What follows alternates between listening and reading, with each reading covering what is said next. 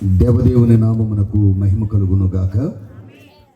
కృపా సమాధానము కూడి చేరిన మీ అందరకు ప్రభువైనటువంటి యేసుక్రీస్తు నామమున శుభములు, దైవాశీస్సులు ప్రభు మీకు అనుగ్రహించును గాక. గట్టిగా చెప్పగలరా? మరొకసారి చాలా సంతోషం. ప్రభు మనకిచ్చిన ఈ మంచి శ్రేష్టమైన సమయాన్ని బట్టి కాలయాపన చేయకుండా ఇప్పటి వరకు దేవుడు ఆయన ఆది దేవుడు కాదు, అనాదిలో దేవుడు భూమికి పునాది వేశాడు. దేవుడు అనంటే దేవలోకములో సంపూర్ణముగా ఉన్నవాడు. దేవునికి స్తోత్రం. గనుక ఆయన యొక్క ప్రతి లక్షణము ఆయన సంపూర్ణతను సూచిస్తుంది.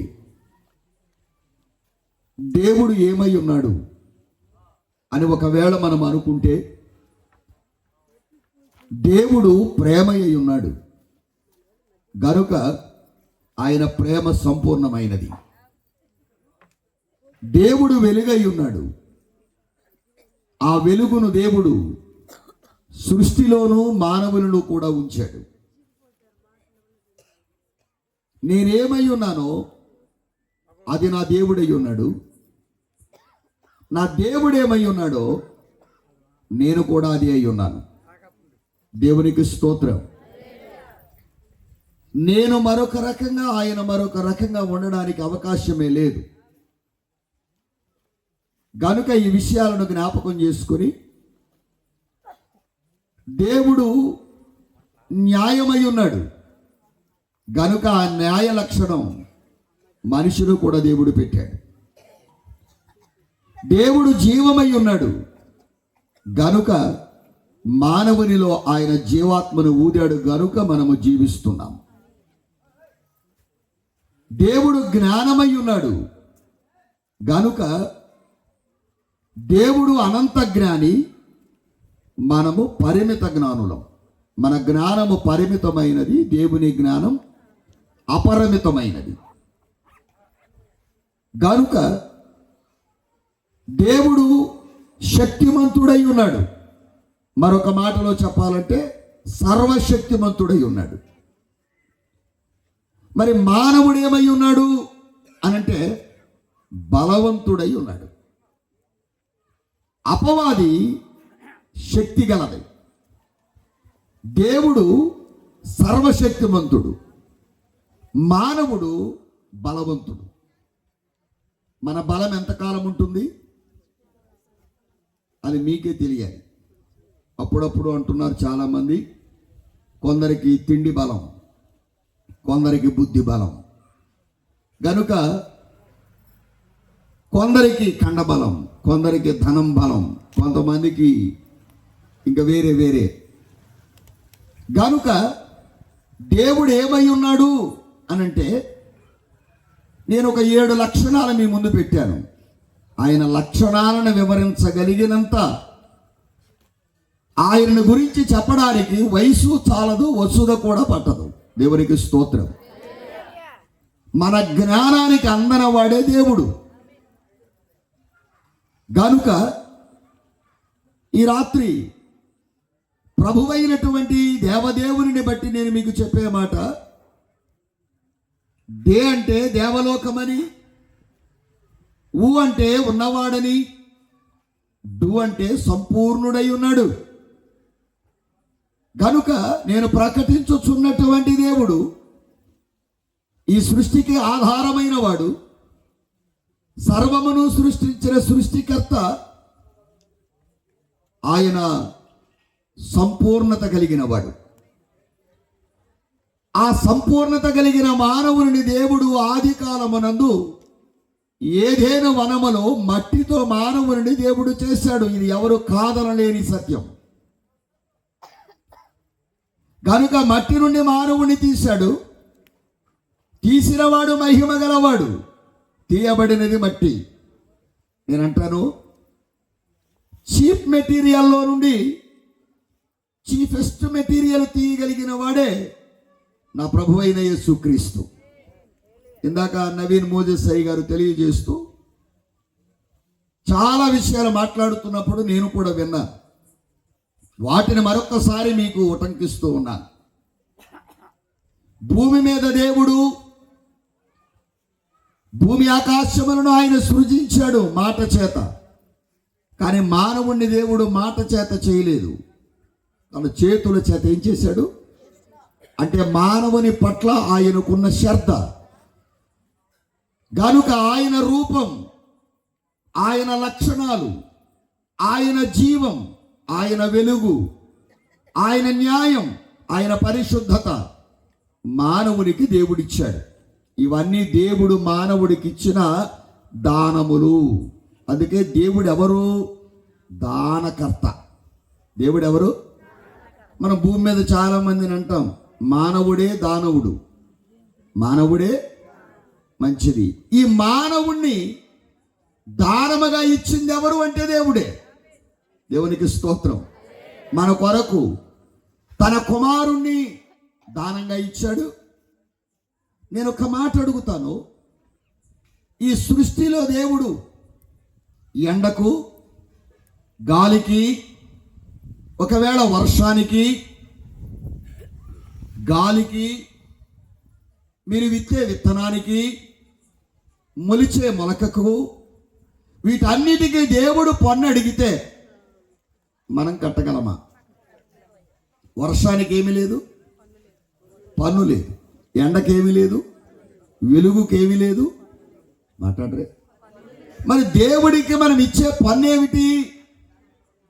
దేవుడికి మనం కట్టవలసిన పన్ను ఏమిటి అని అంటే, దేవుడు ఎలాగూ చెప్పాడో అలాగూ జీవించుట, అలాగూ బ్రతుకుట, అలాగున ఆరాధించుట, అలాగున ప్రతి దినము ఈ దినము నాకు దానంగా ఇచ్చావు, ఈ గంట నాకు దానముగా ఇచ్చావు దేవా, ఊపిరి ఉన్నందుకు నీకు స్తోత్రమని దేవునికి స్తుతి చెల్లించుటయే ఆయనకి ఇచ్చే పన్ను. దేవునికి స్తోత్రం.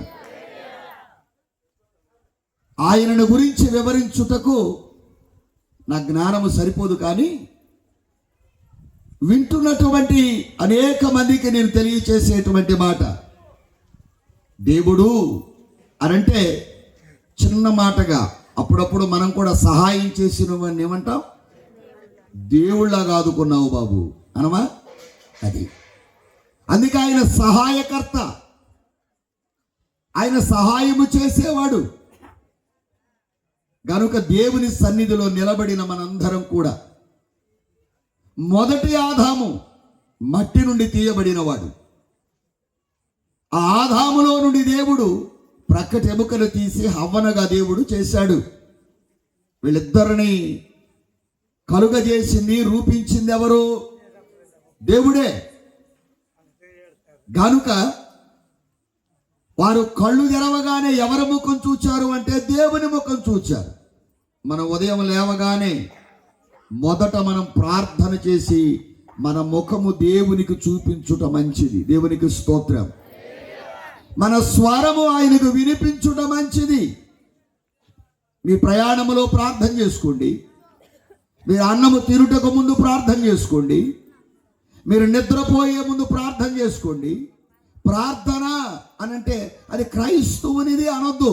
ప్రార్థన అంటే దేవునికి చెప్పుట. మనుషులకు చెప్పడం కంటే ఎవరికి చెప్పడం ఉత్తమం చెప్పాలి. మీరు గుర్రములు, రథములను, రాజులను, అధికారులను నమ్ముకొనుట కంటే యెహోవాను నమ్ముకొనుట. చెప్పండి. జీవమిచ్చిన దేవుణ్ణి ఏం చేయాలి? కొంతమంది అంటారు ఊరోళ్ళందరూ నమ్ముతాడండి, మా ఆయన మా ఇంట్లో నన్ను నమ్మడండి అని. మాట్లాడలేదు. అందుకనే లోకమంతా నమ్ముతారు.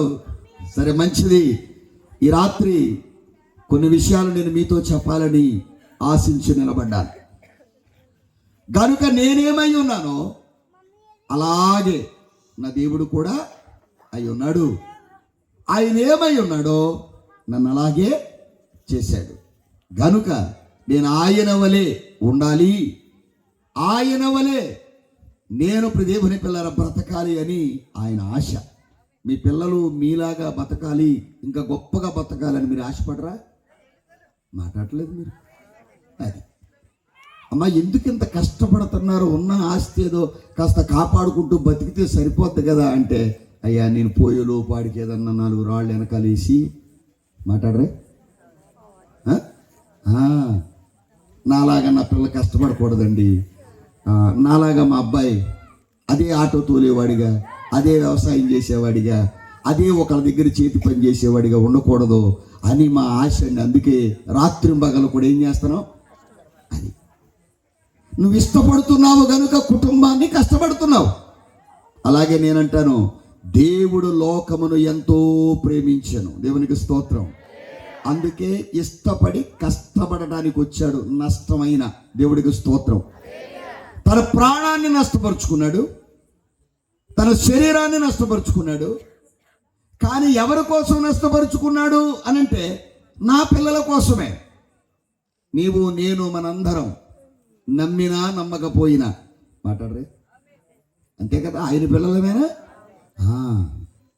ఇప్పుడు తండ్రి ఉన్నా లేకపోయినా, మొన్న చోటకి వెళ్ళాను, అప్లికేషన్ పెట్టి అంతా ఫిలప్ చేసిన తర్వాత, సార్ మీ ఫాదర్ నేమ్ మర్చిపోయారు సార్ అన్నాడు. మా ఫాదర్ లేడుగా అన్న. లేకపోయినా రాయాలి, లేకపోయినా ఏం చేయాలి? రాయాలి. మా నాన్న లేడు, ఆయన పేరేం చేయాలా? నువ్వు నమ్మినా నమ్మకపోయినా ఆయన దేవుడు. దేవుడికి స్తోత్రం. రాయాల్సిందే. ప్రతి నాలుక నన్ను స్తుతిస్తుంది, ప్రతి మోకాలు నా నామమున వంగుతుంది అని ప్రభువైనటువంటి దేవుడు ఈ గ్రంథాన్ని బట్టి సెలవిస్తున్నాడు. సరే, మంచిది. ఎవరు ఇప్పుడు ఈ నిడుమూలు ప్రాంతానికి రావడానికి ఎవరు ఇష్టమైన వాహనం మీద వాళ్ళు వచ్చారు, ఎవరికి కలిగి ఉన్న వాహనం మీద వాళ్ళు వచ్చారు. మాట్లాడలేదు మీరు ఎవరికి ఇష్టమైన మీ పరిస్థితిని బట్టి కట్టుకోదలంచిన వస్త్రాలు వాళ్ళు కట్టుకొని వచ్చారు. మాట్లాడలేదు, అంతేనా? అదేంటమ్మా అలాంటి వస్త్రం కట్టావు అనడానికి లేదు. ఆవిడకి అది ఉంది, అది కట్టుకొచ్చింది. అందుకనే కొంతమంది ఇప్పుడు మీరు కూర్చున్న బయట దాన్ని కొంతమంది దారి అన్నారు, కొంతమంది దాన్ని రోడ్డు అన్నారు, మరి కొంతమంది దాన్ని రాస్తా అంటారు, మరి కొంతమంది దాన్ని డొంక అంటారు, కొంతమంది దాన్ని మరలా వీధి అంటారు. ఎన్ని అన్నా మాట్లాడలేదు మీరు, ఏ మాటతో చెప్పినా. అందుకనే నువ్వు ఏ దారిలో వెళ్ళినా దేవుడి దారికి రావలసిందే. దేవుడికి స్తోత్రం. నువ్వు ఏ పేరైనా పెట్టుకో, ఆమేన్. మీకు అర్థమవుద్ది, అందరికి అర్థమవుద్ది. రోమా పత్రిక 3వ అధ్యాయం 23వ వచనం ఈ విధంగా సెలవిస్తుంది. ఒకసారి చదువుదాం. రోమా పత్రిక 3:23 అందరికి తెలిసిన వాక్యమే. చదవగలరా? ఏ భేదమును లేదు, అందరూ పాపము చేసి దేవుడు అనుగ్రహించు మహిమను పొందలేకపోతున్నారు. దేవునికి స్తోత్రం. ఖచ్చితంగా అర్ధగంట ఉంది, అర్ధగంట చెప్పి ముగిస్తాను. ప్రియదేవుని పిల్లలారా, ఈ బైబిల్ గ్రంథాన్ని పట్టుకొని గత కొన్ని సంవత్సరాలుగా ప్రియదేవుని పిల్లలారా ఆయా ప్రాంతాల్లో ఆయా రాష్ట్రాల్లో నేను బోధిస్తూ ఉన్నాను. ఈ గ్రంథము చాలా ఘనమైనది, ఈ గ్రంథము చాలా వింతైనది, ఈ గ్రంథము చాలా విశిష్టమైనది. ఈ గ్రంథాన్ని పట్టుకున్నవాడు పాడైపోయినట్టు చరిత్రలో లేదు. పాడైపోయిన వాడు ఈ గ్రంథాన్ని అవలంబించి బాగుపడలేదు అనడానికి అవకాశం లేదు. దేవునికి స్తోత్రం. అందుకే మీ అందరికీ చెప్తున్నాను, ఈ గ్రంథాన్ని పట్టుకుని చదివిన అనేక మంది పాపపు ఆత్మ, దుష్టమైన ఆత్మ, ప్రియమైన పిల్లలారా, ఏ ఆత్మ కలిగి ఉన్నా దేవుడు వారిని దైవాత్మ పరిపూర్ణతలోనికి నడిపించాడు. దేవునికి స్తోత్రం. పరిస్థితులను మార్చగలిగిన పవిత్ర గ్రంథం బైబిల్ గ్రంథం. ప్రియమైన పిల్లలారా, ఎందరో వేశ్యలను, ఎందరో దొంగలను, ఎందరో నరమాంస భక్షకులను, ఎంతో మంది ప్రియమైన పిల్లల పాపం అనే దొంగ ఊబిలో తెలియకుండానే పడిపోయిన వారిని, ఎంతో మంది యవన కాలమందు డ్రగ్ ఎడిక్ట్స్ గా మారిపోయిన వారిని మార్చివేసిన గొప్ప మహిమ గల గ్రంథం ఈ పరిశుద్ధ బైబిల్ గ్రంథం. దేవునికి స్తోత్రం. దీనివల్ల మేలే గాని కీడెక్కడ జరగలేదు, జరగదు కూడా. దేవుడికి స్తోత్రం. అందుకే ఆయన శాంతమూర్తి కనుక క్రైస్తవులు కూడా శాంతపరులే. ఎన్నన్నా మాట్లాడలేదు. దేవుడు ఉన్నాళ్లే, దేవుడు చూసుకుంటాళ్లే, దేవుడే కార్యం చేస్తాళ్లే అనే స్వభావం దేవుడు మనందరిలో కూడా పెట్టాడు. ఆయన స్వభావం ఆయన పిల్లలైన మనలో కూడా ఉంది. ఆమేన్. అది కొన్నిసార్లు ఏమంటారు అని అంటే, పిల్లవాడు కొంచెం ఆకతాయిగా వీధులు ఎక్కడైనా సెంటర్లో గొడవ చేస్తే, ఎరా మీ నాన్న ఎవడో ఏంటి ఇక్కడ గొడవ ఏంటి అంటారు. మా నాన్న ఫలానా నవీన్ మోజెస్ గారు అన్నారు అనుకోండి. ఒకవేళ అనుకోండి, నాకు ఆయన పేరు తెలుసు, ఇక్కడ ఎవరి పేరు తెలియదు, అందుకని పాస్టర్ గారి పేరు చెప్పా. అన్నారు అనుకోండి, సర్లే వాళ్ళ నాన్న ముఖం చూసి ఈసారికి వదిలేయండిరా, వాళ్ళ నాన్న చాలా మంచోడు అనరు. మాట్లాడు. అట్టాగే నా దేవుడు మంచివాడు. ఆమేన్. ఆయన ముఖం చూసి మనం దేవుని పిల్లలారా కొన్నిసార్లు రక్షించబడుతున్నాం, శిక్ష నుంచి తప్పించబడుతున్నాం, పాపము నుంచి బయటపడుతున్నాం. అందుకనే భూమి మీద భేదము లేనివి రెండే, మిగతావన్నీ భేదం గలాయే. ఏంటా రెండు అని అడిగితే, ఒకటి పాపం, రెండు మరణం. ఈ భూమి మీద మత భేదము, జాతి భేదము, ప్రాంతీయ భేదము, కుల భేదము, చిన్న పెద్ద అనే భేదము, పామరుడు పండితుడు అనే భేదము, దేవుని పిల్లల బలవంతుడు బలహీనుడు అనే భేదము, దేశ భేదము, ఖండాల భేదము లేనిది ఒకటి పాపం, రెండోది మరణం. మరణానికైతే అసలు మర్యాద లేదు. దాని పక్కనట్టండి రాత్రి వివరించం దాన్ని. దానికి మర్యాద లేదు, మనిషికి మర్యాద. నేను వెళ్ళానండి ఆ ఇంటికి, పలానా ఇంటికి, నాకు వెళ్ళగానే అయ్యా వచ్చావా అనలేదు, పలకరచ్చలేదు, కుర్చీ వేయలేదు అని మనిషికి మర్యాద చేయాలి. మరి మరణం, ఎవడైనా మరణాన్ని పిలిచి కుర్చీ ఎత్తాడా? మాట్లాడలేదు. చాలామంది మనుషులు దాన్ని టైం రాకముందే పిలుస్తున్నారు. పిలవద్దు, నువ్వు పిలిచినా వస్తుంది, పిలవకపోయినా వస్తుంది. కనుక అది వచ్చిన తర్వాత దాని ముందు నువ్వు బలాన్ని పెట్టినా, జ్ఞానాన్ని పెట్టినా, బలగాన్ని పెట్టినా, బంధువుల్ని పెట్టినా, ఉద్యోగాన్ని పెట్టినా, నీ గౌరవ పేరు ప్రఖ్యాత ప్రతిష్టలు ఎన్ని పెట్టినా మరణాన్ని ఆపే శక్తి ఎవరికైనా ఉందా? చెప్పాలి. అందుకని కొంతమంది ఏమంటారంటే, నేను చచ్చిపోతాను, నేను చచ్చిపోతుంటారు. వాళ్ళు చచ్చిపోరు, పక్కన చంపుతారు. అది అందుకని మీరు ఎవరు కూడా పడుకున్న దానిని లేపి తన్నించుకోవద్దు. మీకు అర్థమైందా? అది అందుకని స్త్రీలారా మీరు జాగ్రత్త. చిన్న చిన్న వాటి కిందాక అయ్యగారు అన్నాడుగా, 3 రోజులు నీళ్ళు పోతే స్త్రీలకు స్వరూపం కనపడద్దని.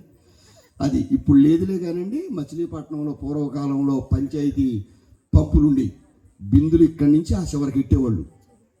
అదనమాట. సరే, వాటర్ ట్యాంక్ వచ్చినప్పుడు చూడాలి, ఐక్యత ఆడవారికి. సరే, ఏదేమైనా దేవుడిచ్చిన భాగ్యాన్ని బట్టి మా తల్లులు మీరు, మిమ్మల్ని ఏం అనలేం, కానీ దేవుడిచ్చిన కృప. అందుకే మీ అందరికీ నేను చెప్పే మాట ఏంటంటే, ప్రభు అయినటువంటి దేవదేవుడు. ఇప్పుడు పల్లెములో మనందరం కూడా పొడి పొడి అన్నం పెట్టుకుని తినలేంగా? తినగలమా? తినలేం. పల్లెముడు అన్నం తినాలి అని అంటే ఒక గంటెడు కూర కావాలి. మాట్లాడరు. ఆ కూరంతా రుచిగా ఉండాలంటే చిటికుడు ఉప్పు ఉండాలి.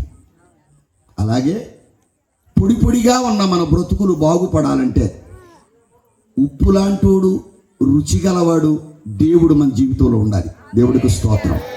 ఇక ఆ దేవుడికి ఫిల్ ఇన్ ద బ్లాంక్స్ నువ్వే పేరైనా పెట్టుకో. ఆమేన్. అది దేవుడు సర్వాంతరయామి, దేవుడు సర్వజ్ఞుడు, దేవుడు సర్వోపకారి, దేవుడు సర్వాధికారి, దేవుడు సర్వంబులో సర్వమై ఉన్నాడు.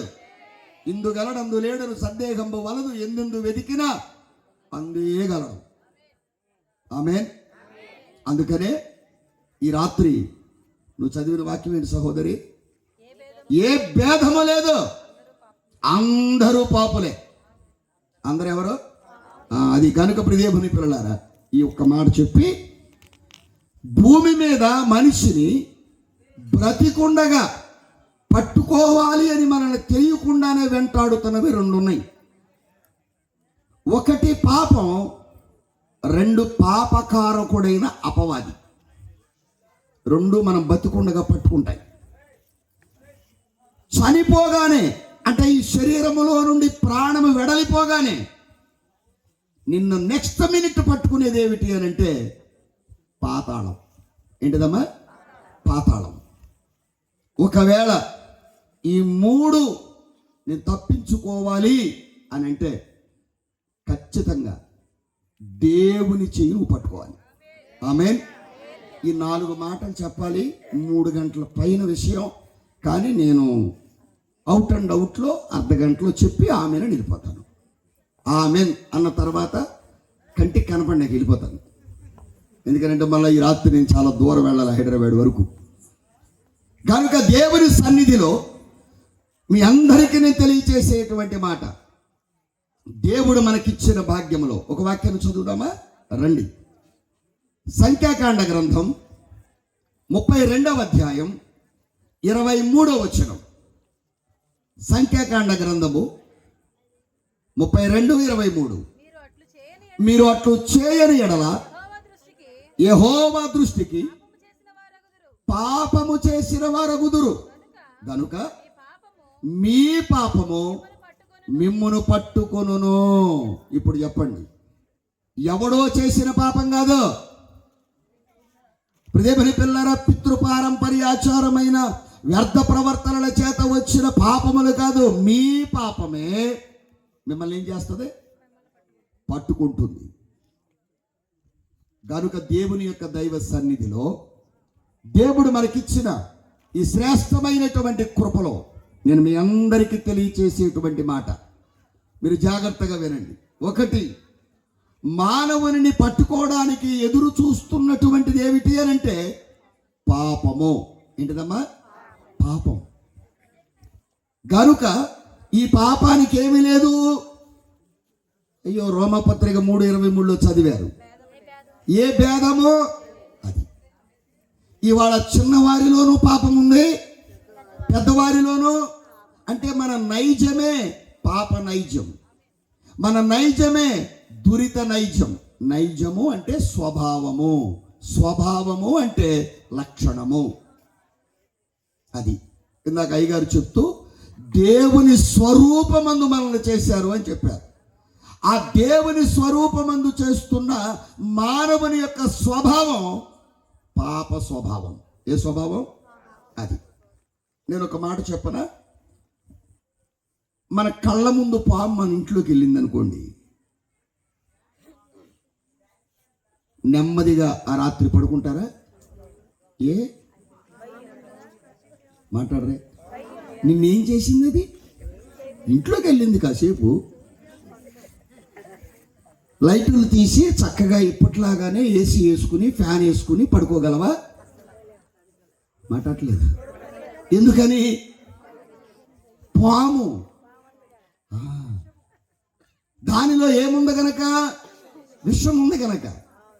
మరి పాపము ఒంటిలో ఉంటే ఎలా ఉండగలవు?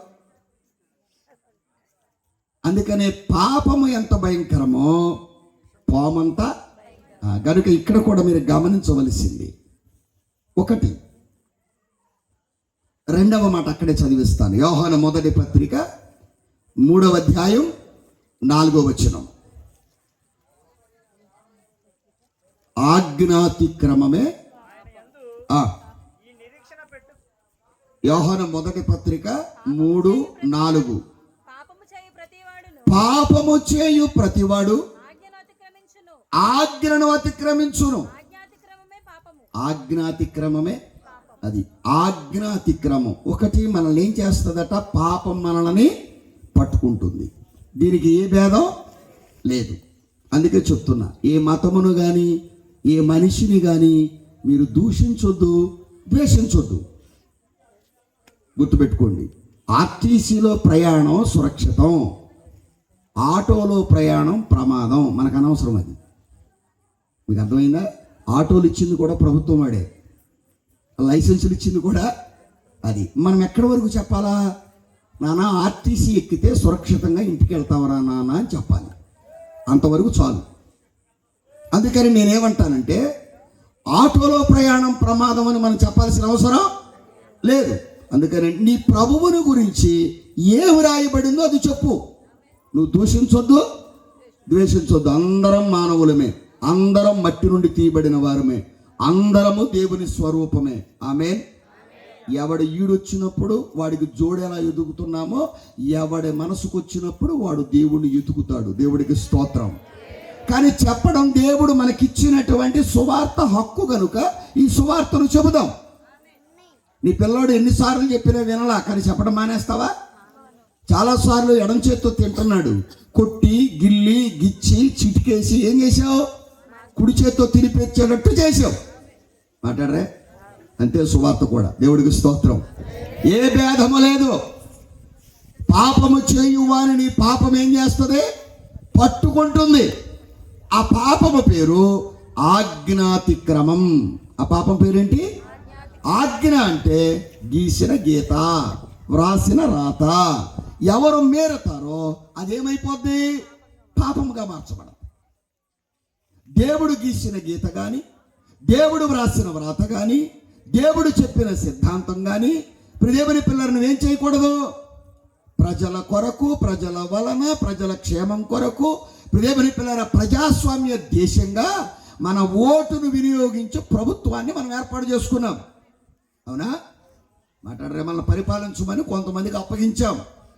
ఇప్పుడు మనం బైక్ వేసుకుని సిగ్నల్ దాటితే, సిగ్నల్ పడినా నువ్వు దూసుకుంటూ వెళ్ళిపోతే ప్రమాదం ఎవరికి? చెప్పండి. ఇప్పుడు ఫైన్ వేస్తుంది ప్రభుత్వం. నేను ఎలా వెళ్తే నీకు ఓటు వేసా, నాకు ఫైన్ వేస్తే నేను ఎందుకు కడతానంటే కుదురుద్దా? చెప్పండి అమ్మా. ఇప్పుడు మీరు కరెంటు బిల్లు లేటుగా కడితే అపరాధ రుసుం. అవునా? అక్కడ ఉంటుంది తెలుగులో, మీరు ఇంగ్లీష్లో మాట్లాడుతున్నారు, చాలా సంతోషం. పెనాల్టీ కట్టాలా వద్దా? అదే నేను అంటున్నా, అపరాధమే, ఆజ్ఞాతిక్రమమే పాపం. ప్రార్థన చేయకపోవుట, బైబిల్ చదవకపోవుట, దేవుడు చేసిన మేలులను మరిచిపోవుట, దేవుని కంటే సుఖమును ఎక్కువగా ప్రేమించుట, దేవుని కంటే దేవుని పిల్లల ధనాన్ని దేవుడు అనుకుని ఆరాధించుట పాపము. అందుకే ఆ పాపం మనల్ని పట్టుకుంటుంది. పాపం ఏం చేస్తుంది? ఇది ఏంటండి పాపం పట్టుకుంటుంది? దానికి ఏమన్నా అవయవాలు ఉంటాయా? బైబిల్లోనే మీకు చూపిస్తూ ఉంటాయో ఉండవో. త్వరగానే మనం ముందుకు వెళదాం. ఒకటి ఆజ్ఞాతిక్రమమే. ఎక్కడ ఆజ్ఞ మీరావో, ప్రభుత్వం వారు వేసినటువంటి ఆజ్ఞలను మనం మీరితే మనం చలానాలు ఎలా కడుతున్నామో మాట్లాడరే? అది దేవునికి మహిమ కలుగును గాక. ప్రభుత్వ దుకాణాలే లైసెన్సులు ఇచ్చి దేవుని పిల్లల వైన్ షాపులు పెట్టిస్తారు, మళ్ళీ ఓదమని పైన కట్టిస్తారు. కట్టాలా వద్దా? మాట్లాడరే? మరి అది మొన్న మా సంఘంలో ఒక ఆవిడ అంటది, అదేలయ్యా బాధపడుతుంది, తెగ ప్రార్థన చేస్తున్నారు, చెప్పయ్యా మీ బావకి అంటుంది. ఏం చెప్పిందో ఇంత బాధపడిపోతుంది చెల్లెమ్మని? ఏం చెప్పింది బాబు? ఏం చెప్తుంది? ఏదో చెప్పింది, దాన్ని అడుగు అన్నాడు ఆయన. ఆలయం కింద ఆయన చర్చికి రాడు. ఇప్పుడు దేవుని పిల్లలారా, ఏంటమ్మా ఇంతగా బాధపడిపోతున్నావు? ఏంటంటే నలుగురిలో తాగి పరువు తీసుకుంటున్నాడు అని. అదేదో ఇంటికే తెచ్చుకోమా. అయ్య బాబాయ్, మళ్ళీ దానికి నా ప్రార్థన. ఇట్లాంటి దానికి నేను ఇన్ని సంవత్సరాలు బోధ చేశానని తలకాయ పట్టుకుని ఈడ్చాలి. ఇటుకాడ ఆమ్లెట్ వేసి పెడతారంటున్నాను అన్నయ్య. భయ అంత మంచి సహకారి ఇవిడే. అది బయట తాగితే క్వార్టర్ తాగొస్తాడు, ఇంటికాడ పెళ్ళామే ఆమ్లెట్ అయితే పుల్లు తాగడు, పెచ్చమాలంగా పోతే. దేవుడికి మహిమ కలుగును గాక. అందుకని ఆజ్ఞను అతిక్రమించుట ఏమవుద్ది? పాపం అవుద్ది. ఈ ఆజ్ఞను అతిక్రమించటం వలన ఒక 15 స్థితిగతులు మనకు కలుగుతాయి. అవన్నీ వరుసగా చెప్తాను మీకు. ఒకటి, ఆజ్ఞను అతిక్రమించేవాడు ప్రార్థన చేయలేడు. మొదటిది ఏం చేయలేడు? అది పాపము చేసేవాడు ఏం చేయలేడు? ప్రార్థన చేయలేడు. ప్రార్థన చేసేవాడిని ఆ ప్రార్థన పాపం చేయనివ్వదు. దేవునికి స్తోత్రం. రెండవది, నువ్వు ప్రార్థన చేస్తావు, పాపము చేస్తున్నావు, అందుకే నీ ప్రార్థనకు జవాబు రాదు. రెండవది, నీ ప్రార్థనకి ఏమి రాదు? ఒకటి ప్రార్థన చేయకుండా చేసేది పాపం. చాలా మందికి టీవీ చూసే మనసు, సీరియల్ చూసే మనసు, సెల్ ఫోన్ చూసే మనసు, తినే మనసు, పని చేసే మనసు, సంపాదించాలనే మనసు, పెందలకడ లేవాలనే మనసు ఉంది. కానీ ప్రార్థన చేసే మనసు చాలా మందిలో లేదు. ఆ మనస్సు ఎందుకు లేదు అనంటే పాపము, ఆజ్ఞను అతిక్రమించడమే పాపం. అందుకని ఆయన గీసిన గీత నువ్వు దాటొద్దు. అందుకని ఆయన పెందలకడ శరీరధారిగా ఉన్న దినాలు ఏం చేశాడు? ఆయన ప్రార్థన చేశాడు. మీరు కూడా ప్రతిదినం ఏం చేయండి చెప్పండి అమ్మా. అది రెండవది, నీ ప్రార్థనకు ఏమి రాకుండా చేస్తుంది అనంటే జవాబు రాకుండా చేస్తుంది. పాపము చేసిన దావీదు ఉపవాసం ఉండి ప్రార్థన చేశాడు, కానీ ఆ బిడ్డ చనిపోయాడు. చూసారా? అంటే మనం ప్రార్థన చేస్తున్నాం, పాపము ఆజ్ఞను అతిక్రమిస్తూ 6 దినాలు కష్టపడు, 7వ దినము ఆరాధనకు వెళ్ళు. అన్ని పనుల కంటే ఆరాధన పని గొప్పది అని దేవుడు మనకు ఆజ్ఞనిచ్చాడు. నిర్గమకాండం 20వ అధ్యాయములో 10 ఆజ్ఞలు ఉన్నాయి. ఈ ఆజ్ఞల ప్రకారం మనం జీవించాలి. అప్పుడు మన ప్రతి ప్రార్థనకి ఏమొస్తుంది? జవాబు వస్తుంది. మూడవది, చేయవలసిన పనులు కాక చేయకూడని పనులు నీతో చేయిస్తుంది.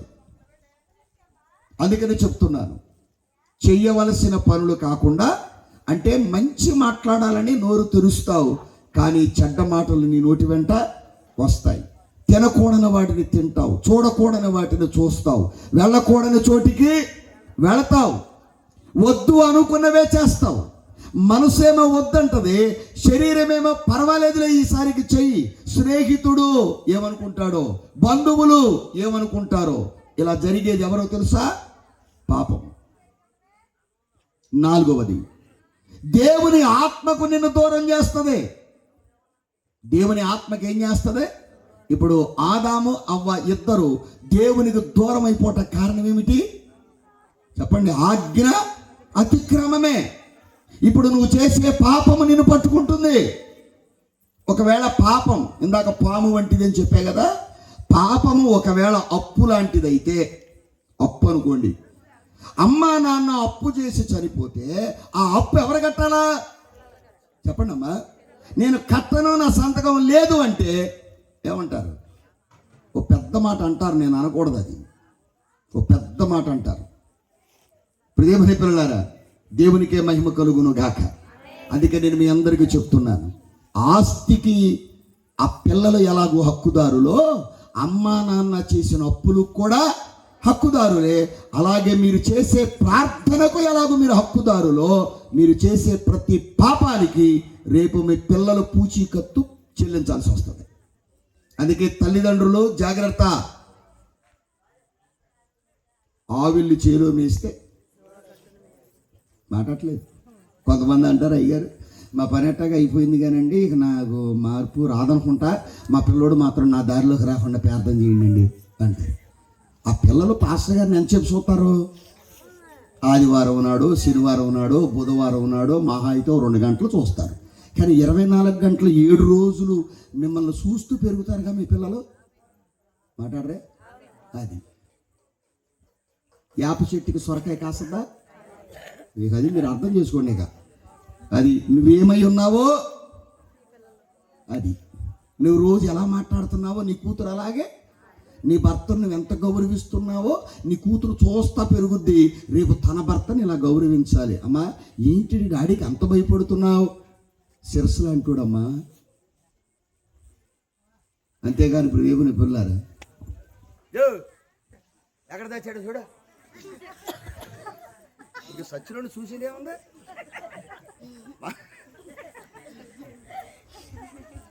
అంటే రేపు పొద్దున్న అమ్మ చేసుకున్న భర్తను కూడా మా అమ్మ ఇట్టాగా మాట్లాడేది. బాబోయ్ నీకు అర్థమైపోతుంది నిడుమల వాళ్ళకి. సరే మంచిది. ఇప్పుడు దేవుని పిల్లారా, ఇక నేనే సమయం ఎందుకు అర్థం చేసుకోవడం. 5వది, దేవునితో నీకున్నటువంటి బంధాన్ని తెంచేస్తుంది పాపం.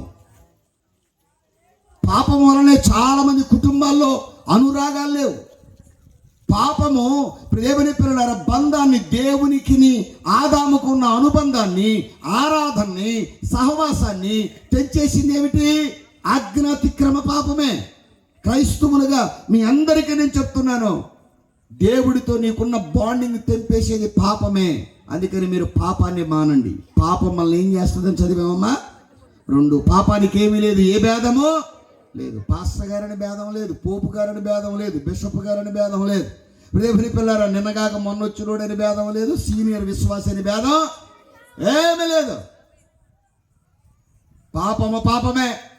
ఒకవేళ మీ అందరికి అర్థమయ్యేటువంటి భాషలో చెప్పాలంటే, చాలామంది చక్కగా వింటున్నారు కనుక మీకు ఒక మాట చెప్తాను. ఒక తేనె సీసా ఉంది, ఒక విషపు సీసా ఉంది. ఈ విషమున్న సీసా మీద హనీ అని రాశా, తేనె అని రాశా పైన. ఈ తేనె సీసా మీద పాయిజన్ అని, విషం అని రాశా. ఇప్పుడు ఈ పేరు చదివిన వారు చెప్పండి, తేనె అనుకుని విషాన్ని తాగారు, చచ్చిపోతారా బతుకుంటారా? మాట్లాడరే. అంటే సీసాల మీద ఉన్న పేరు మార్చినంత మాత్రాన లోపల ఉన్న మెటీరియల్ మారదుగా. నేను బ్రతిమలాడి చెప్పినా, మిమ్మల్ని ఇప్పుడు దేవుని పిల్లలు నవ్వుతూ చెప్పినా, మీకు ఖండితంగా చెప్పినా పాపం పాపమే. ఏంటో పాపాన్ని గురించి పాస్టర్ గారు అంత గట్టిగా చెప్పేస్తే విశ్వాసులు ఎంత బాధపడతారు. నువ్వు బాధపడినా పాపమే. మాట్లాడలేదు మీరు? పర్వాలేదులేమ్మా, పాపం చేసినా పర్లేదు, పైన హనీ అని ఉందిగా తాగేయమ్మా అంటే పోతాం. దాని లోపల మెటీరియల్ ఏంటి? అది. పాము ఇంటిలోకి వస్తే నెమ్మదిగా ఎలా ఉండలేమో, పాపము జీవితంలోకి వస్తే, మనసులోకి వస్తే నెమ్మది ఉండదు. దేవుడికి దూరం చేసేస్తుంది, బంధాన్ని తెంచేస్తుంది, సంఘానికి 6వది భవిష్యత్తును పాడు చేస్తుంది. సమయాన్ని, భవిష్యత్తుని ఏం చేస్తుంది? పాపం పాడు చేస్తుంది. చాలా మంది సమయాన్ని ఏం చేస్తున్నారు? పాడు చూసుకుంటున్నారు. అందుకే మీ అందరికీ నేను చెప్పే మాట, తర్వాత అది ఏం చేస్తుంది అని అంటే, పాపానికి తృప్తి లేదు. పాపానికి ఏమి లేదు? తృప్తి లేదు. ఆజ్ఞాతిక్రమమే పాపము. పాపము చేయు ప్రతివాడు కూడా ఆ పాపాన్ని పట్టుకుంటుంది. పట్టుకునేటువంటి పాపం మనల్ని వదలదు. అందుకని దేవుడు ఎవరు? పరిశుద్ధుడు. మనమెవరో? జన్మమును బట్టి, నైజమును బట్టి, ప్రవర్తనను బట్టి, క్రియలను బట్టి, కార్యములను బట్టి, మన చూపును బట్టి, మన మాటను బట్టి మనం ఏమై ఉన్నాము అంటే పాపులము అయి ఉన్నాము. ఏ భేదము లేదు. అందరూ కూడా పాపము చేసి దేవుడిని గ్రహించే మహిమను కోల్పోతున్నారు. అందుకే ఆ సంఖ్యాకాండములు అంటున్నాడు, ఆ పాపం పట్టుకుంటుంది. యోహాను మొదటి పత్రికలు అంటున్నాడు, ఆ పాపమే ఆజ్ఞాతిక్రమ. ఇవాళ కుటుంబాల్లో, సంఘాల్లో, సమాజంలో ఐక్యత లేకపోవడానికి కారణం కూడా పాపమే. పాపమే. మానవుడిని దేవుడు పరిశుద్ధంగా చేశాడు. నేనంటాను, పాత్ర బాగుంది కానీ పదార్థం బాగాల. పోనీ పదార్థం బాగుంది, పాత్ర బాగాల. తినగలమా? మాట్లాడరే. బందరు లడ్డూకి ఫేమస్ కదా, కాకినాడ కాజాకి ఫేమస్ కదా, ఆత్రేయపురం పూతరేకులకి ఫేమస్ కదా. మాట్లాడరే. అవును కదా. ఇప్పుడు దేవుని పిల్లలు ఇంత ఫేమస్ కలిగినటువంటివన్నీ పట్టుకుని చేతితో పట్టుకొస్తున్నాం. ఆ చేతి నిండా గజ్జి కురుపులు ఉన్నాయి. తింటావా? ఏ నీకు లడ్డు కావాలి కానీ ఆడి చెయ్యితో నీ పనే ఉంది. అబ్బో, చెయ్యి అట్టా ఉంది ఏంటి, ఆ చేతితో పట్టుకున్నాడు, మంచి పదార్థం అనరా. అది నేను ఎట్టా ఉంటే నీకెందుకు? దేవుడు నన్ను దీవించాలి అవ్వదు. కనుక జాగ్రత్త. శరీరము, హృదయము రెండు కూడా ఎలా ఉండాలి? పరిశుద్ధంగా ఉండాలి. కనుక జాగ్రత్త. కుటుంబాల్లో, సంఘాల్లో ఐక్యత, అన్నదమ్ముల మధ్యలో, అక్క చెల్లెమ్మల మధ్యలో, దేవుని పిల్లలారా అందరికీ ఏముండాలి? ఐక్యత. ఐక్యత వలన ఆశీర్వాదాలు వస్తాయి. ఐక్యత వల్ల ఆత్మ దిగి వస్తుంది. ఐక్యత వల్ల ప్రేమ ఉంటుంది. ఐక్యత ఉన్న చోట బలం ఉంటుంది. అందుకే చలిచీమల చేత చిక్కి బలమైన సర్పం ఏమైంది? చచ్చిపోయింది. చలిచీమలే నలిపితే నలిగిపోయేవే, కానీ అన్ని ఐక్యతగా ఉండడం వల్ల ఒక బలమైన సర్పాన్ని. అవును. దేవుని పిల్లలారా, ఇదిగో ఇక్కడ గడ్డి ఉంది. ఈ గడ్డి పరకలే, కానీ వీటన్నిటిని మనం ఇంటిగా పేనితే ఒక బలమైనటువంటి చెప్పండి అమ్మ, మోపుని ఏం చేయొచ్చు? కట్టొచ్చు. అలాగే దేవుని పిల్లలారా, నేను మీకు చెప్పే మాట, మనం బలహీనం కావచ్చు, బలహీనమైన ధనము లేని వారం కావచ్చు, కానీ భక్తి ఉన్న వారమైతే, గుణమున్న వారమైతే, పరిశుద్ధత ఉన్న వారమైతే, సాక్ష్యము ఉన్న వారమైతే, నీకు దేవుడు తనకున్న బలాన్ని నీకు ఇస్తాడు. దేవునికి మహిమ కలుగును గాక. అందుకే మీ అందరికీ తెలియచేస్తున్నాను, కనుక జాగ్రత్త. నీవు, నేను, మనందరం కూడా. తర్వాత 9వది, శాంతి సమాధానాలు లేకుండా చేస్తుంది. పాపం ఏం చేద్దే? ఇంటిలో శాంతి ఉండదు, ఇంటిలో సమాధానం ఉండదు. చాలా మంది గృహాల్లో ఏమి లేదు, శాంతి సమాధానాలు లేవు. లక్షల కొలది దేవుని పిల్లల బిల్డింగులు ఉన్నాయి, లక్షల రూపాయలు ఖరీదు చేసే పరుపులు ఉన్నాయి, మంచాలు ఉన్నాయి, కానీ హృదయంలో ఏమి లేదు.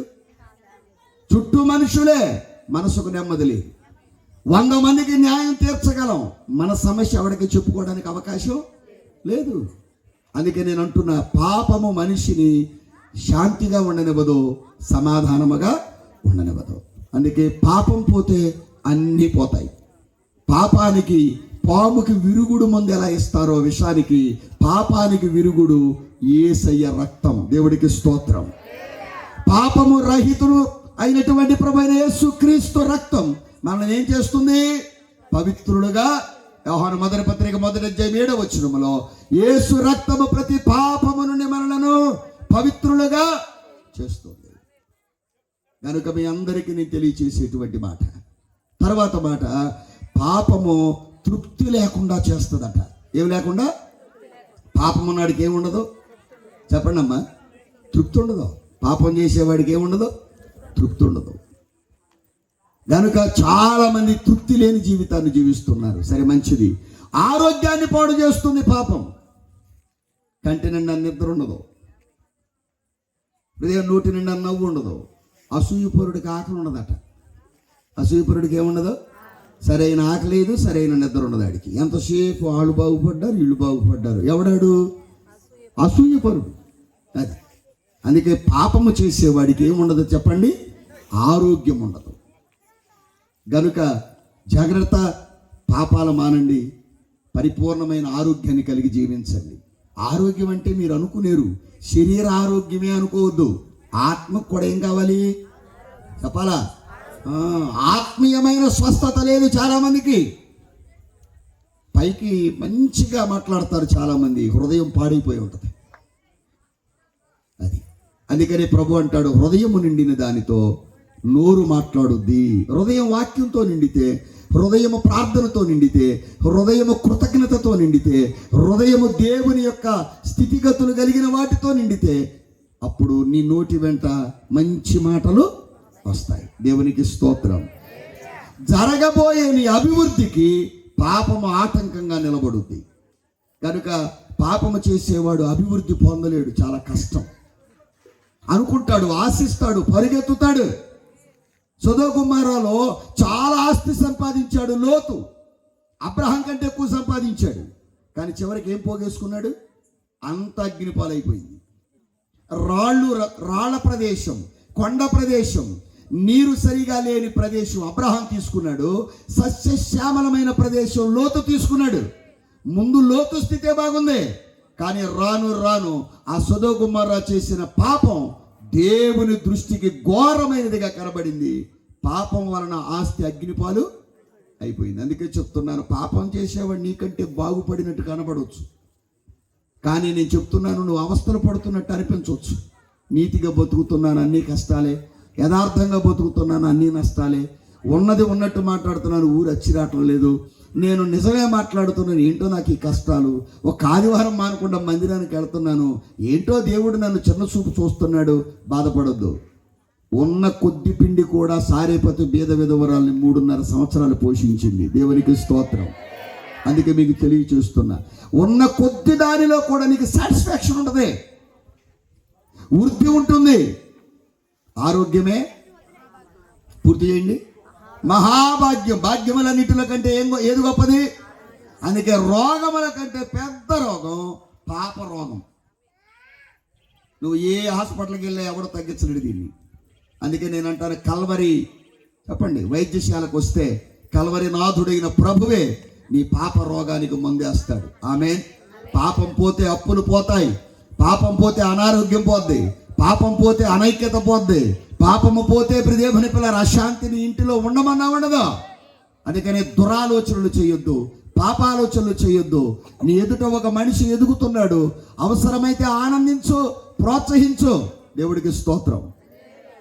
ఓ చెట్టు బాగా ఎదిగింది అనుకోండి, మనమే ఏదో ఒక రోజున ఎండ వచ్చినప్పుడు ఆ చెట్టు నీడకి వెళ్తాం. మాట్లాడరే? మన ఇంటి పక్కనోడు పచ్చగా ఉన్నాడు అనుకోండి, ఏదో ఒక రోజు నాటి దగ్గరికి పప్పుకెళ్ళొచ్చు, నిప్పుకెళ్ళొచ్చు, పప్పుకెళ్ళొచ్చు. ఆడు ఎండిపోయి నువ్వు ఎండిపోతే పక్క ఊరికి వెళ్తాడు. ఏంది మాట్లాడరే? అందుకనే నిన్ను వలి నీ పొరుగువాడిని ప్రేమించు, దేవుడికి మహిమ కలుగును గాక. అందుకనే నేను దేవుడికి లోబడకుండా చేస్తుంది పాపం. అందుకని ఈ రాత్రి మనిషిని పట్టుకునే దానిలో మొట్టమొదటిది పాపం. ఆ పాపము ఆజ్ఞాతిక్రమ పాపం. ఏంటిదమ్మా? ఈ ఆజ్ఞాతిక్రమ పాపము. తర్వాత ఇంకో మాట ఉందో, చదువుదాం. సమయం అయిపోయింది, నాన్న ముగిస్తాను. యోహాను మొదటి పత్రిక 5వ అధ్యాయం 16వ వచనం వివరించను, చదివిస్తాను. యోహాను మొదటి పత్రిక 5:16.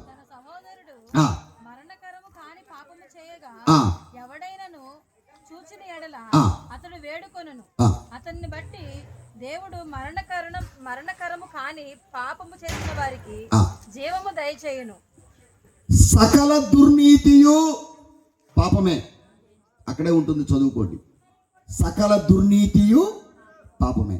ఏది పాపం? దుర్నీతి. గనుక నీతి మరలా 4 రకాలు. 1 స్వనీతి, 2 దైవనీతి, 3 లోకనీతి, 4వది దుర్నీతి. దేవుడికి మహిమ కలుగునుగాక. అది అంటే మీకు ఎలా చెప్పాలి అని అంటే, స్వనీతి అంటే నాకేం తోస్తుందో అదే చేస్తా, నాకేది మంచిదనిపిస్తుందో అదే చేస్తా, నా ఇష్టం వచ్చినట్టు చూస్తా, చేస్తా. ఇది ఎక్కువైపోయింది లోకంలో ఇప్పుడు సెల్ ఫోన్ వచ్చాక. ఇదే నీతి?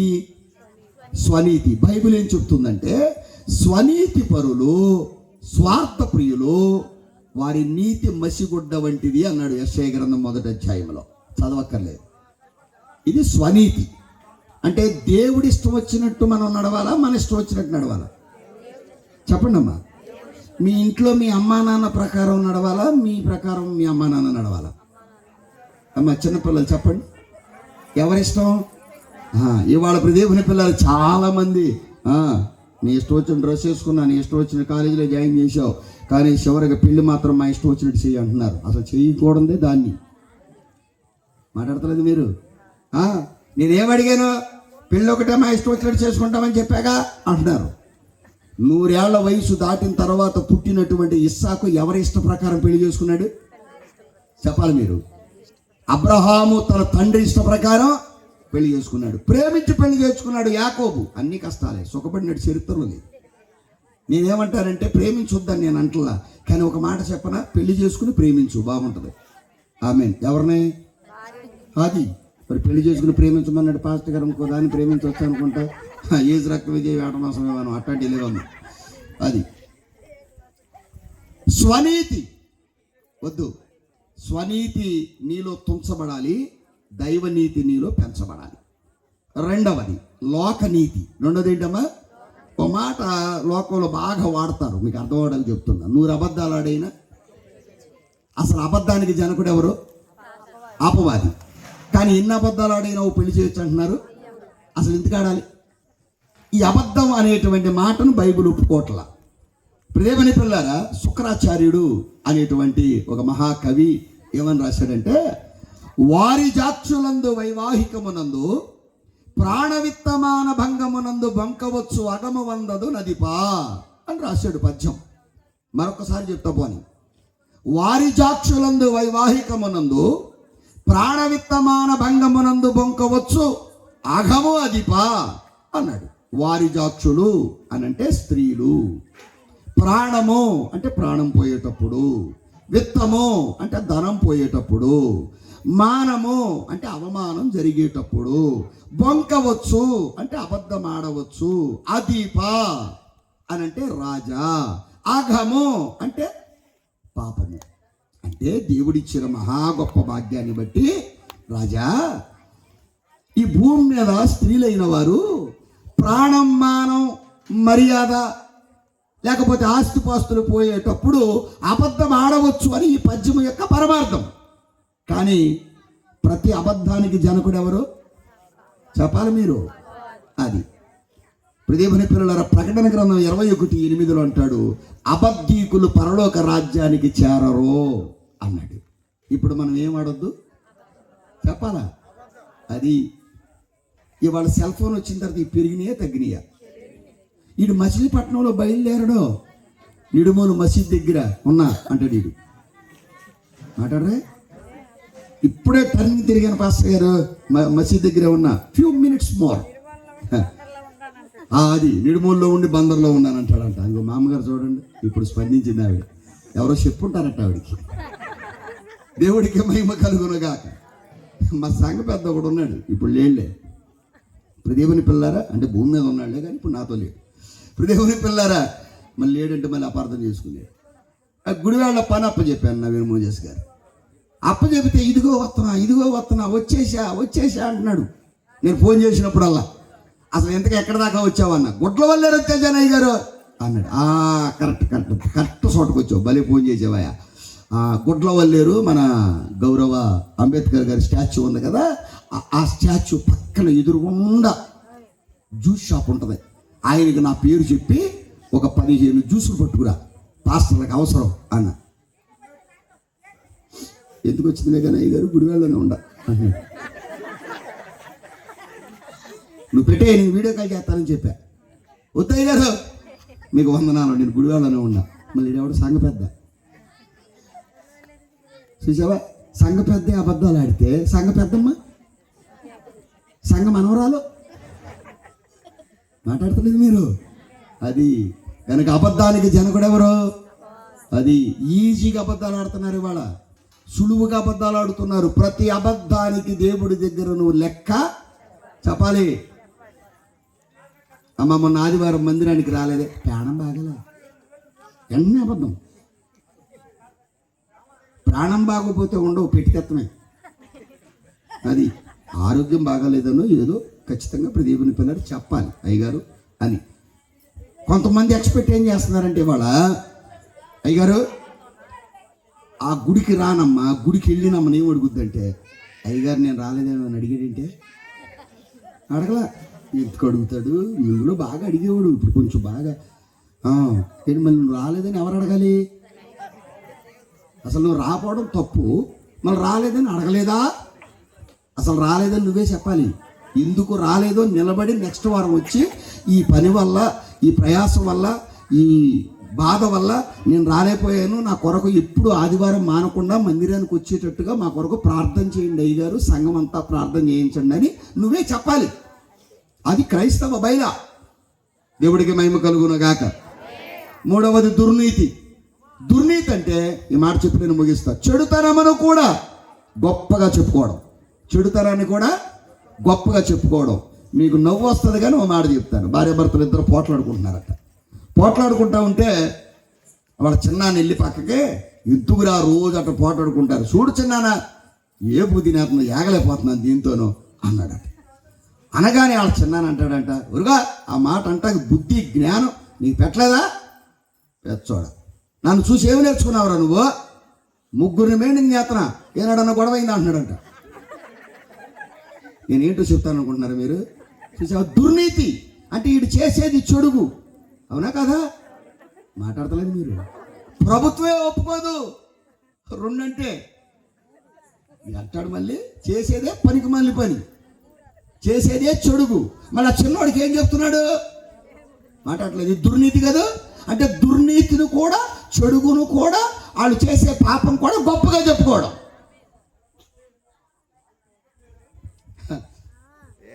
అసలు మా రోజుల్లో నేను కళ్ళు కుండకుండా లేపేవాడిని. ఏం చెబుతున్నాడు వాడు?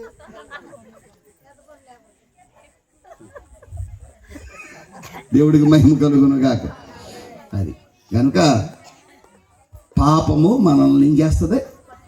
అప్పు లాంటిది, పాము లాంటిది. ఆ పాపం ఆజ్ఞాతిక్రమమే పాపం. దానికి అవయవాలు ఉంటాయా అని చెప్పాను కదా. సగం పాఠంలో ముగించక ఇష్టం లేదు మోజస్ గారు, 2 నిమిషాలు. దానికి ఎలాంటి అవయవాలు ఉంటాయో మీకు నేను చదివిస్తాను, రండి. సామెతల గ్రంథం 5వ అధ్యాయం 22వ వచనం స్పీడ్గా చదివి పెట్టండి. కరెక్ట్గా 3 నిమిషాలు మీరు చదివితే. దుష్టుని దోషములు ఆ, వారిని చిక్కులో పెట్టును. ఆ, వాడు తన పాప శాపముల ఆ పాప పాశములు, పాప ఆ పాప పాశములు వలన వలన. బంధింపబడు. ఇప్పుడు పాశము అంటే ఏంటన్నా మన తెలుగు అర్థం? పాశము అని అంటే తాడు. ఏంటిదమ్మా? ఇప్పుడు పాపం ఎలాంటిది? 1 పాము లాంటిది, 2 అప్పు లాంటిది. మీరు చేసే పాపము తాడు లాంటిది. అది మిమ్మల్ని కట్టేస్తుంది. తాడితే ఏం చేస్తాం మనం? చెప్పండి అమ్మా. గడి కట్టవచ్చు, మోపు కట్టవచ్చు, పశువులు కట్టవచ్చు, గాడిదలు కట్టవచ్చు. మాట్లాడతలేదు మీరు? అవునా? అప్పుడప్పుడు ఆచేలు ఏలచేలు పడిపోయిన గేదెలకు తాడేసి గుదిబండ కడతారు. దాని తాడు అదే మొయ్యాలి, దాని గుదిబండ అదే మొయ్యాలి, దాని కాలకేసి అదే కుట్టుకోవాలి. అందుకే పాప పాశం మన ఇంట్లో కాసుకునే సేమే పాయసం కాదు ఇది తాగేటాకి. సేమే పాయసం అయితే తాగొచ్చు. పాప పాశం కదా, అది నిన్ను ఖాళీ చేస్తుంది, నిన్ను కట్టేస్తుంది, నిన్ను వెళ్ళనివ్వకుండా చేస్తుంది. నువ్వు చేయాలనుకున్న పని చేయనివ్వదు, నువ్వు వెళ్ళాలనుకున్న చోటికి వెళ్ళనివ్వదు. ప్రియమని పిల్లారా, నువ్వు ఎదగాలనుకున్నంత ఎత్తు నిన్ను ఎదగనివ్వదు. ఏది? పాపం. రైట్ అమ్మా. కీర్తన గ్రంథం 40:12 పాపము తాడు వంటిది. ఒకటి గుర్తుపెట్టుకోండి, అది మనల్ని కట్టేస్తుంది, బంధిస్తుంది. మీరు చదువుతారా? నేను చదివేనా పర్వాలేదా? కీర్తనల గ్రంథం 40:12 లెక్కలేని అపాయములు చుట్టుకొని ఉన్నవి, నా దోషములు అదిగో నన్ను తరిమి. అక్కడ ఆగమ్మ. నా పాపములు, దోషములు అంటే ఏంటి? పాపాలు. నా పాపములు నన్ను ఏం చేస్తున్నాయి? తరుముతున్నాయి. అంటే తరుముతున్నాయి అని అంటే కాళ్ళున్నాయా లేవా? మాట్లాడరే? కుంటోడు మనల్ని పట్టుకుంటాడా? కుంటోడు మనల్ని తరమగలడా? అంటే పాపానికి ఏమున్నాయి ఇప్పుడు? నేను లాస్ట్లో కంక్లూజన్ చేస్తా మీకు. ఆ తర్వాత తరిమి. అక్కడ ఆగమ్మ. తరిమేటందుకు కాళ్ళు ఉన్నాయి, పట్టుకునేటందుకు చేతులు ఉన్నాయి. కాళ్ళతో పట్టుకోలేంగా. పరిగెత్తేదేమో కాళ్ళతో, కట్టేసేదేమో తాళ్లతో, పట్టుకునేదేమో చేతులతో. అంటే పాపానికి ఇప్పుడు అవయవాలు ఉన్నట్ట లేనట్ట? యెషయా గ్రంథానికి రామ 59:12 వచనం. యెషయా గ్రంథం 59:12 వచనం చూడండి. మేము చేసిన తిరుగుబాటు క్రియలు నీ ఎదుట విస్తరించి ఉన్నవి, మా పాపములు మా మీద సాక్ష్యం పలుకుతున్నాయంటే పాపానికి ఏముంది? నోరు ఉంది. ఏముంది? ఇప్పుడు చెప్పండి, పాపానికి అవయవాలు ఉన్నాయా లేవా? అది. అందుకనే పాపము చేయు ప్రతివాడు పాపము చేత పట్టబడతాడు. పాపము చేయు ప్రతివాడు వాడు గోల్ రీచ్ అవ్వలేడు. పాపము చేసే ప్రతివాడు చదివే టైంలో చదవండి, ఎంజాయ్ చేసే టైంలో ఎంజాయ్ చేయండి. చదివే టైంలో ఎంజాయ్ చేస్తే ఎంజాయ్ చేయవలసిన టైంలో ఎవడో ఒకటి దగ్గర పాలేరుతనం చేయాల్సి వస్తుంది, బానిసత్వం చేయవలసి వస్తుంది, కూలికి పని చేయాల్సి వస్తుంది. జాగ్రత్త. అందుకనే ఏ సమయంలో చదువుకునే టైంలో చదువుకోండి, కాలేజీకి వెళ్ళవలసిన టైంలో కాలేజీకి వెళ్ళండి. ప్రదేభని పిల్లలారా, పని చేసే టైంలో చక్కగా దేవుని యొక్క కృపను బట్టి మంచి ఉద్యోగం చేయడానికి దేవుడు అవకాశం ఇస్తాడు. అందుకే మీ అందరికీ నేను తెలియచేస్తున్నా, పాపం మన మీద తిరుగుబాటు చేస్తుంది. దానికి నోరుంది. దానికి ఏముంది? నోరుంది. అందుకనే పాపం తాడు లాంటిది. పాపం ప్రియమని పిల్లలు చెప్పండి, అది కట్టేస్తుంది, మన తరుముద్ది, మన పట్టుకుంటుంది. చెప్పండి అమ్మా, మన మీద అబద్ధ సాక్ష్యాలు పలుకుద్ది. అందుకని మీ అందరికీ నేను చెప్పేటువంటి ఫైనల్ కంక్లూజన్ ఏంటంటే, పాపానికి మనం ఎంత దూరంగా ఉన్నా అది మనకు దగ్గర అవ్వడానికి ప్రయత్నం చేస్తుంది. దాన్ని మన దగ్గరకు రాకుండా చేసేది, సరిహద్దుగా నిలబడేది యేసు క్రీస్తు ప్రభు పవిత్ర రక్తం. దేవుడికి మహిమ కలుగును గాక. అందుకే ఇప్పుడు దేవుని పిల్లలారా, అందుకే తండ్రి వీరేమి చేయుచున్నారో వీరెరుగరు. అందుకే మేము సిలువ వేయబడిన క్రీస్తును మేము ప్రకటించుచున్నాం. ఆ సిలువ మీద మన కొరకు ఆయన రక్తము చిందించాడు, మన కొరకు ఒక విలువనైన తీసుకుని వచ్చాడు. కనుక అట్టి విలువైన జీవితాన్ని లోకం ఎదుట సాక్ష్యం కాపాడుకుంటూ జీవిద్దాం. మీరు ఎవరైనా, ఎటువంటి వారైనా, మీ గృహాల్లోనైనా, ఒకవేళ నీ పరిపాటులను బట్టో, నీ ఆచార సంప్రదాయాన్ని బట్టో, లేకపోతే నీకు వెసులుబాటు లేని పరిస్థితులను బట్టో నువ్వు ఎక్కడ ఉన్నా యేసు రక్తమే జయము అని నువ్వు పలకగలిగితే నీకున్న ప్రతి పాపపు, రోగపు, వ్యాధి, రుణ కట్లన్నిటిని కూడా తెంచగలిగిన వాడు నా ప్రభు అయిన యేసుక్రీస్తు. దేవునికి స్తోత్రం. గనుక ప్రియ దేవుని పిల్లలారా, అలా తెంచబడిన మేము ఈ రోజున ప్రకటించగలుగుతున్నాం. అట్టి భాగ్యం దేవాది దేవుడు నీకు నాకు మనందరికీ ఈ వాక్యము ద్వారా దయచేయును గాక. ఆమేన్ చెప్పండి. పరిశుద్ధుడు అయిన మా తండ్రి, మహిమ కలిగిన మహోన్నతుడా, నీ బిడ్డలను దీవించండి. ఈ వాక్యము ద్వారా నాతోనూ మాతోనూ మీరు నడిపించుమని. సమస్త కార్యములో మీరున్నారు. ఇప్పటి వరకు ఆజ్ఞాతిక్రమ పాపము, సకల దుర్నీతి పాపము, ఆ పాపము ఎలాగో మమ్మల్ని పట్టుకుంటుందో, ఎలాగో మమ్మల్ని తరుముతుందో, ఆ పాపం వల్ల మేము కోల్పోయేవేమిటో ఐక్యత, సమాధానము, ప్రేమ, ఆరోగ్యం, సమయం, భవిష్యత్తు అన్నిటిని మేము కోల్పోతున్నాం. అయినా కానీ ప్రభు వైపు, పరిశుద్ధుల వైపు తిరగలేని పరిస్థితిలో ఉన్న మానవ మనస్సులో నీ వాక్యము ద్వారా నాయన ప్రొద్దుతిరుగుడు పువ్వు ఎలాగైతే ప్రొద్దెటు తిరిగితే అటు తిరుగుతుందో, నీతి సూర్యుడివై నీ వైపు తిరిగే భాగ్యం ప్రతి వారికి దయచేయమని నీ దాసుడు నవీన్ మోజెస్సయ్య గారు తండ్రి కష్టపడి పరిచర్య చేస్తున్న ఈ ప్రాంతంలో నాయన సంఘాన్ని మీరు నీరు కట్టిన తోట వలె పాలింప చేయండి. ఈ కార్యక్రమాన్ని ఏర్పాటు చేసిన కుటుంబాన్ని ఆయన వ్యక్తిగతంగా, ప్రత్యక్షంగా, పరోక్షంగా ఏకీభవించిన సంఘ బిడ్డలను అందరినీ కూడా, అలాగే ఈ వీధి వారిని, వాడకుచ్చు వారిని, గ్రామస్తులను పేరు పేరున మీరు దీవించి ఆశీర్వదించు వర్ధల చేయమని యేసు నామమున ప్రార్థించుచున్నాను తండ్రి. ఆమేన్. సృష్టికర్త అయిన తండ్రి అయిన దేవుని ప్రేమ, రక్షణకర్త అయిన రక్షకుడైన మన ప్రభు అయిన క్రీస్తు కృప, ఆదరణకర్త అయిన పరిశుద్ధాత్మ తండ్రి యొక్క సహవాసము, కాపుదల, నడిపింపు నిత్యము నిరంతరము మీకు మీ కార్యములకు సదా తోడై వర్ధల చేయును గాక. ఆమేన్.